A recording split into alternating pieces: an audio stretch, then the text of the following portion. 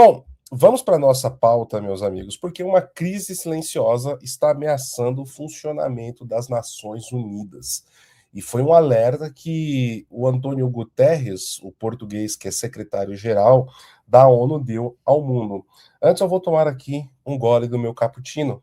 Os senhores estão servidos? Me digam aí no chat. O que está acontecendo, meus queridos?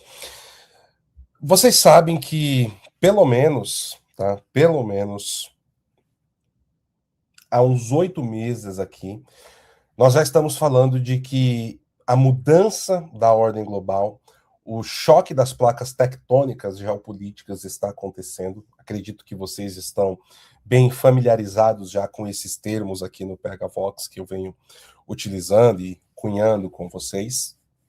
E eu venho já alertando para um risco da ruptura da ONU.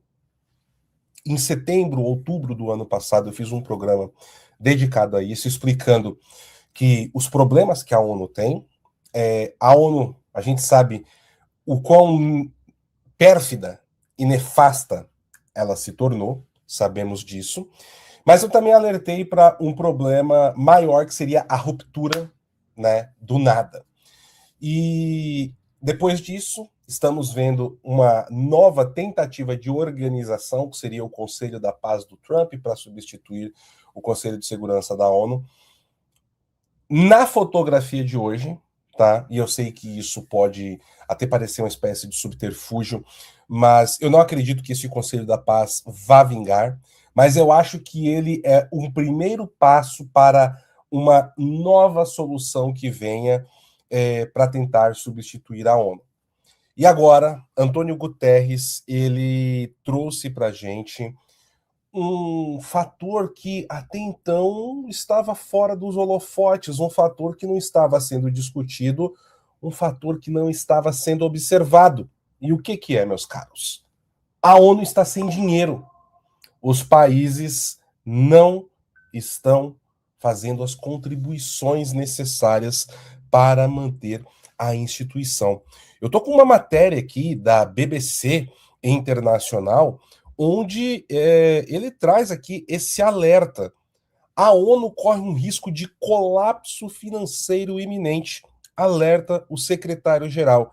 E essa notícia, meus caros, ela é fresquinha, ela saiu há menos de 3 horas. E eu acredito que pegou muitas pessoas no mundo de surpresa. E o além, o e daí? A ONU está sem dinheiro, vai fechar. Não, mas espera aí, o que isso significa? É o que a gente vai trazer aqui em profundidade para vocês agora. As Nações Unidas correm o risco de um colapso financeiro iminente devido à falta de os Estados-membros não pagarem suas taxas, alertou o órgão. Vale lembrar que os Estados Unidos deixou a grande maioria, tá, dos órgãos, né, ali dentro que nós temos da ONU, como a OMS, nós temos, por exemplo, a Unicef, foram mais de 30 que os Estados Unidos deixou. E qual que é o ponto aqui, meus amigos, que me chamou a atenção? E aqui a gente tem que dar muita razão a Donald Trump. Os Estados Unidos, historicamente, é quem mais contribui para essas instituições.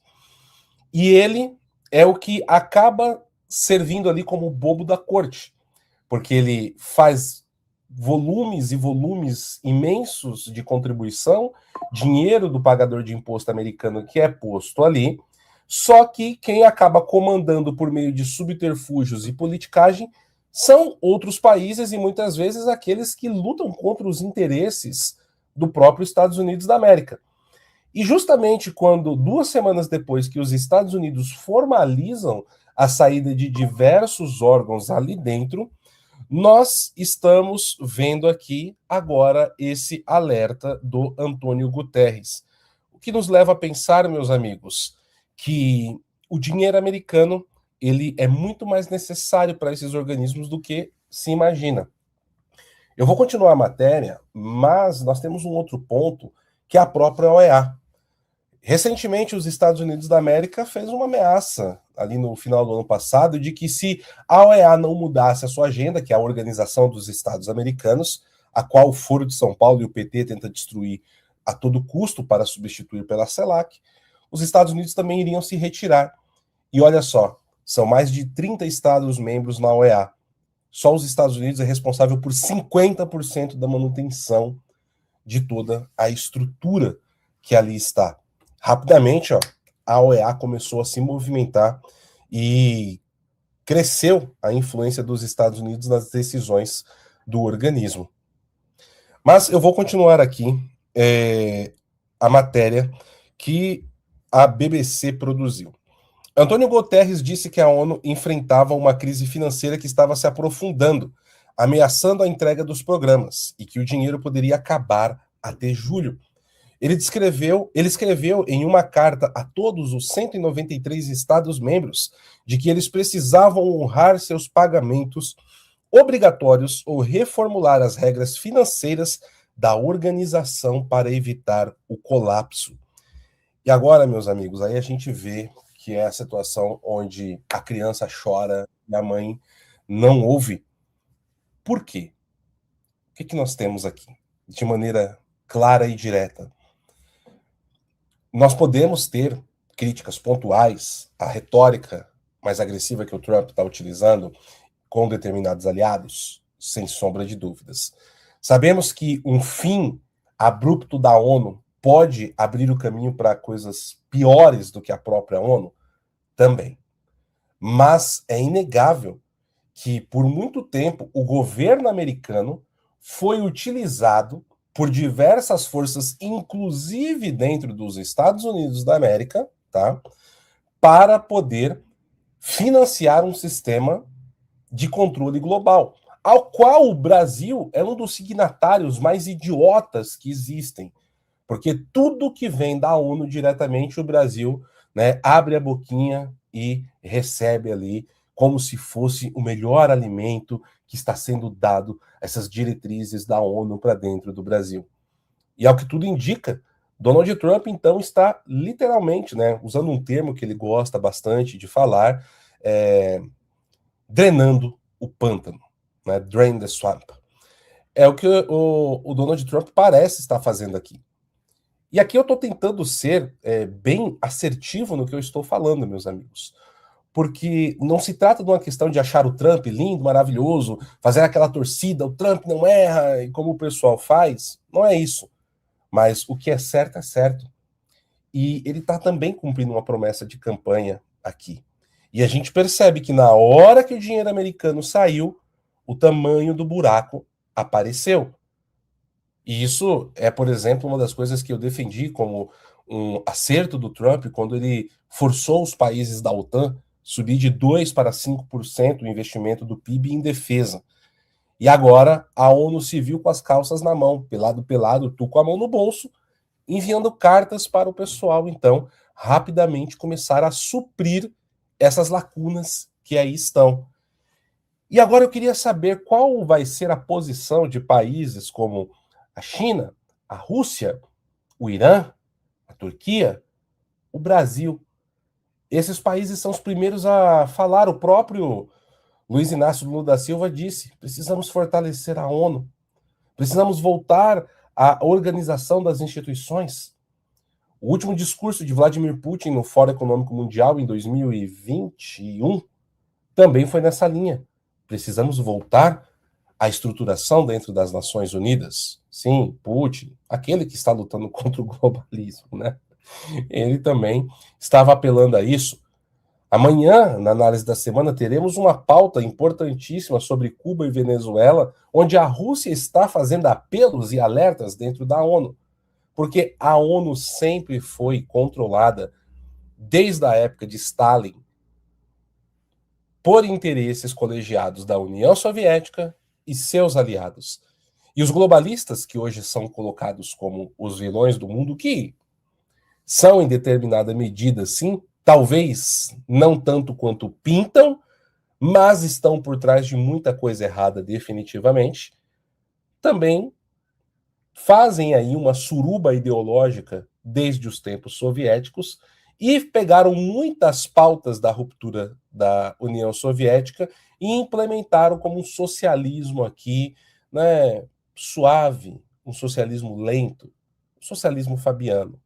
através da social-democracia, a democracia cristã em diversos países europeus e também dentro dos Estados Unidos e avançando sobre outros países menores.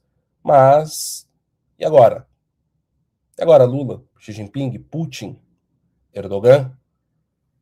Diversos países árabes também, que utilizaram muito tempo a ONU para isso. Vocês vão contribuir com a parte justa de vocês para manter o organismo funcionando? É uma pergunta que a gente precisa fazer de maneira clara, né? E o Sandes aqui está falando para mim nos bastidores que a imagem está boa, só que eu estou torto. Sandes, eu estou num cantinho. Veja se agora está bom assim, meu querido amigo. Vamos lá. Continuando aqui, para a gente finalizar essa pauta, né? Vários outros membros estão atrasados ou simplesmente se recusam a pagar. Embora a Assembleia Geral da ONU tenha aprovado uma mudança parcial em seu sistema financeiro no final de 2025, a organização ainda enfrenta uma enorme crise de caixa agradável por uma regra que significa que está reembolsando dinheiro que nunca recebeu. Em sua sede em Genebra, placas alertando sobre a situação foram colocadas em todos os lugares, numa tentativa quase desesperada de economizar dinheiro. As escadas rolantes são regularmente desligadas e o aquecimento reduzido. Será que foi por isso que a escada rolante quebrou quando o Trump estava subindo lá na sede de Nova York?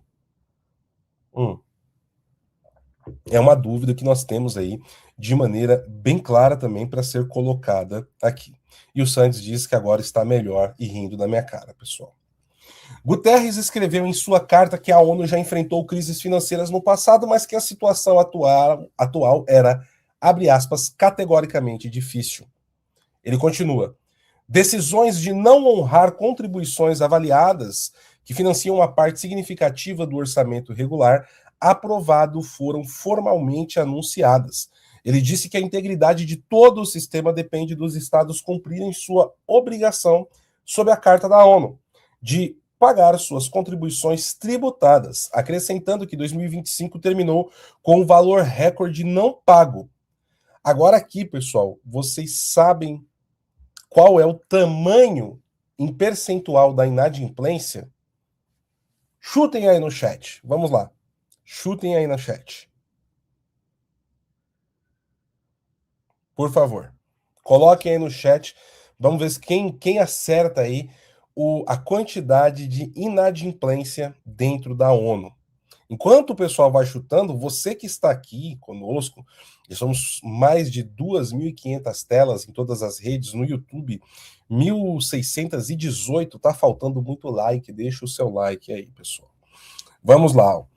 O Marco Honório disse 99%, Luiz Jacó 70%, o Klaus 90%, o João Vitor 70%, a Leila 90%, Danilo Prado 95%, Ricardo Ortega 87%. Temos aqui um quase vencedor, hein? O Felipe do Tênis disse 79%. Pessoal, a inadimplência é equivalente a 77%. 77% de inadimplência. Isso não dá para pagar, então, nem os salários praticamente dentro da ONU. Guterres afirmou que uma regra que obriga a ONU a devolver dinheiro não gasto em determinados programas aos membros, caso não pudesse implementar um orçamento, criava um duplo golpe no qual ele esperava que devolvesse dinheiro que não existe, porque esse pessoal não está pagando. Abre aspas. Não posso exagerar a urgência da situação que enfrentamos agora. Não podemos executar orçamentos com fundos não arrecadados, nem devolver fundos que nunca recebemos. Como resultado, a ONU agora está devolvendo milhões de dólares que nunca teve. A carta diz: só neste mês, como parte da avaliação de 2026, fomos obrigados a devolver 227 milhões de dólares, fundos que ainda não arrecadamos. O ponto final está claro. Ou os Estados-membros cumprem suas obrigações de pagar integralmente e em tempo, ou os Estados-membros devem reformular fundamentalmente nossas regras financeiras para evitar um colapso financeiro iminente. Pois é, meus caros, pois é. Vocês percebem, então, como a situação dentro da ONU está cada vez mais complexa? E como isso pode levar a decisões, rupturas e alterações na ordem global, mais do que nós já estávamos vendo? Se nós pegarmos, por exemplo, os principais discursos que tivemos na Assembleia Geral da ONU em setembro passado, eu estava nos Estados Unidos, inclusive, né, quando aconteceu a última Assembleia Geral da ONU, no dia que estava acontecendo, inclusive o discurso do Lula e do Trump, que foram o primeiro e o segundo, eu estava no aeroporto, eu lembro bem, indo para o Canadá. E o que nós tivemos, então, de mudança na profundidade desses discursos dentro do Fórum Econômico Mundial?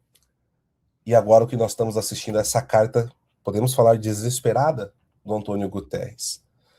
Você que está acompanhando aqui o canal há mais tempo, está aqui com a gente desde que tudo era mato, talvez, ou desde que tudo era só o terreno baldio, percebem como aquilo que nós estamos falando já há 8 meses está acontecendo degrau por degrau, a coisa está aprofundando, e como a ONU vai perdendo a sua legitimidade?